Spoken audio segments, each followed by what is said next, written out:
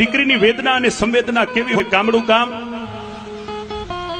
ટંકનું રળી અને ટંકનું ખાય એવો પરિવાર, બે જ માણે એના ઘરે દીકરીનો જન્મ થયો. દીકરીનો જન્મ થયો એટલે બે માણે નિરાશ થઈ ગયા હતા. એ ભગવાનને વિનંતી કરતા હતા કે હે મારા નાથ, તે અમારે આંગણે હાપનો ભારો ક્યાં દીધો મારા બાપ.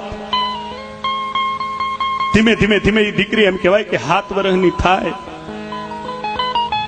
અડધીક રાતનો સમય, એ ગરીબ માણસના ઘરમાં ફાટેલી તૂટેલી ખાટલીમાં દીકરી હુતી છે. આ બાજુ માં ને બાપ બે બેઠા છે. માં દીકરીની માં બોલી હતી કે સાંભળો છો શું કેવું છે? આ દીકરી હતી એ જોઈ દીકરીની માં બોલી. દીકરીનો બાપ દીકરીની માથે હાથ ફેરવીને બોલ્યો હતો કે આ તો મારો કાળજાનો કટકો છે ને તમે જોજો સાહેબ, દીકરી છે ને બાપનું પ્રતીક છે. દીકરો છે એ માનું પ્રતીક છે. દીકરાને કોઈ વસ્તુની જરૂર હોય તો એ મા પાસે જીદ કરી અને માગી લે. દીકરી મા પાસે માગે અને કદાચ મા ના પાડે ને તો એ દીકરી બેઠી બેઠી બેઠી એના બાપની રાહ જોઈ બેઠી હોય ને વગડેથી કે મજૂરીથી એનો બાપ આવે ને કે નોકરીથી, એટલે દીકરી એના બાપની આગળ માગણી કરે. પછી બાપ કોઈ દી દીકરીને પાછી ઠેલે નહીં. બાપ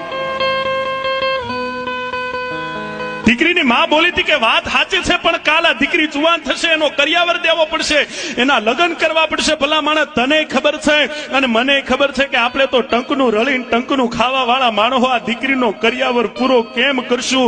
અને જો કરિયાવર નહીં દઈ શકાય તો આ સમાજ આપણને મેણા મારી નાખશે. આટલા શબ્દ સાંભળે એ દીકરીના બાપના આંખમાંથી દાળ દાળ દાળ દાળ આહુડાની ધાર થવા માંડી હતી. દીકરીનો બાપ બોલ્યો તો પણ કે મારે શું કરવું? અને દીકરીની સાંભળજો, માં બોલે નહીં પણ એ ગરીબાઈ અમારા ગામડાની અભણ જનેતાના મોઢેથી બોલાવતી હોય કે એક કામ કરો, કાલ સવારે આ દીકરી જાગે ને તમે ને મારી અને ખાડો કરીને દાટી દેજો. કોઈ પૂછશે ને તો આપણે એમ કહીશું કે અમારી દીકરી ખોવાઈ ગઈ છે. બીજે દી સવારનો સમય થાય, બાપ દીકરીને માં દીકરીને જગાડવા જાય પણ આજ માં દીકરીને જગાડી નથી શકતી. જેમ તેમ કરીને દીકરીને જગાડે. ખીલેલા ફૂલની જેમ મમ્મી મમ્મી મમ્મી મમ્મી કરતી દીકરી જાગે. માં દીકરીને નવડાવે, પોતામાં ખોળામાં બેહાડે. દીકરીને ખોળાને બેહાડીને માએ આજ ખૂબ ખંતથી દીકરીના માથામાં 2 ચોટલા ગૂંથ્યા હો. હાથમાં લીલી પીળી બંગડીઓ ઘરમાં હતી ને આજ દીકરીને પહેરાવી, કપાળમાં ચાંદલો કર્યો. દીકરીને પહેરવા માટે નવું ફ્રોક કાઢ્યું. એટલે દીકરીએ કીધું કે મમ્મી મારે બહાર જવાનું છે.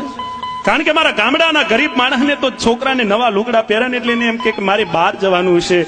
દીકરીની માં બોલી હતી કે હા બેટા, આ તારા પપ્પા છે ને તને બહુ દૂર લઈ જવાના છે. આ બાજુ બાપ એક આંગળી દીકરીને પકડાવે, ખંભે પાવડો કરી ધીમે ધીમે ધીમે ધીમે કામની બાપ પગ માંડે. જંગલ આવી જાય. હવે બાપને એમ થયું કે કદાચ જો પહેલા દીકરીને મારીશ ને તો એના માટે ખાડો નહીં ગોદી શકું, કારણ કે દીકરીની લાશ પડખે પડી છે ને, મારાથી ખાડો નહીં ગોદી શકાય. બાપને એમ થયું કે પહેલા ખાડો ગોદી લઉં. આ નાનકડા ફૂલને મારતા કેટલી વાર લાગશે ની. બાપ ખાડો ગોદવા બેહે. આ બાજુ એક બાજુ દીકરી બેઠી બેઠી બેઠી એના બાપની સામે નજર માંડે. આ બાજુ બન્યું એવું કે બાપે ખાડો ગોદવાની ગરમીમાં થાક લાગે, પરસેવો વળે, બાપ થાક ખાવા હેઠો બેહે. અને આ દ્રશ્ય દીકરીએ જોયું. પોતાની જગ્યાએથી દીકરી ઊભી થઈ, ધીમે ધીમે ધીમે ધીમે ડગ માંડ્યા. અને જ્યાં એનો બાપ થાક ખાવા બેઠો હતો ને, એનું નવું ફ્રોક ઊંચું કરીને દીકરી ફ્રોકથી એના બાપનો પરસેવો લોવા માંડી હતી. મારા બાપ તને ગરમી લાગી હશે બાપ. આ દ્રશ્ય બાપે જોયું. દીકરીને તેડી અને ધીમે ધીમે ઘર સામે ડગમાડે. એની ઘરવાળીને કીધું સાંભળી લે, હવે કદાચ આખો ખાતા શું તો અડધો ખાવો પડે, વાંધો નહીં. અરે 12 કલાકને બદલે 24 કલાક મહેનત કરવી પડે, એનો વાંધો નહીં. પણ સાંભળી લે, જે દીકરીઓ બાપના પરસેવા લોહી જાતી હોય ની દીકરીઓને કોઈ દી મરાય નહીં બાપ. કારણ કે આ તો મારા ગુજરાતની દીકરીઓ છે. ને બહેનો, તમે જેટલી મારી બહેનો માતાઓ સામે બેઠા છે, આજ મારે પટોહણના પાદરમાં મારા કાશી વિશ્વનાથ મહાદેવના દરબારમાં બેહીને એક વાત કરી છે. મારી માતાઓ બહેનો દીકરીઓ બેઠી છે, એમાં જે જુવાન દીકરીઓ બેઠી છે, મારે એક તમને 2 હાથ જોડીને વિનંતી કરવી છે કે કદાચ એવી કોઈ કોઈ દીકરી હોય, સાંભળી લેજો, આજનો જે સમય છે એની વાત કરું છું, કદાચ એ દીકરીના મનમાં એવો વિચાર આવતો હોય, આજ મોટા ભાગના પ્રશ્નો બને છે સાહેબ, આ બેઠેલી કદાચ અને તમારા ગામમાં મારો નાથ કરે, મારો કાશી વિશ્વનાથ કરે કે કદાચ એવી કોઈ દીકરી ન હોય, પણ અહીંયા બેઠેલી કદાચ કોઈ દીકરીને મનમાં એવો વિચાર આવતો હોય ને, એના મા બાપની ઉપરવટ જઈ અને ભાગીને લગ્ન કરવાનો વિચાર આવતો હોય ને, તો એ દીકરીને આજ મારા કાશી વિશ્વનાથના ખોળામાં બેહીને કહું છું, એ દીકરીને કે કદાચ આવો વિચાર આવે ને તો એકવાર ઘરમાં જઈને તારા બાપની સામે નજર માંડજે, તારા બાપની આંખની સામે નજર માંડજે, બાપ તને આવો વિચાર નહીં આવે.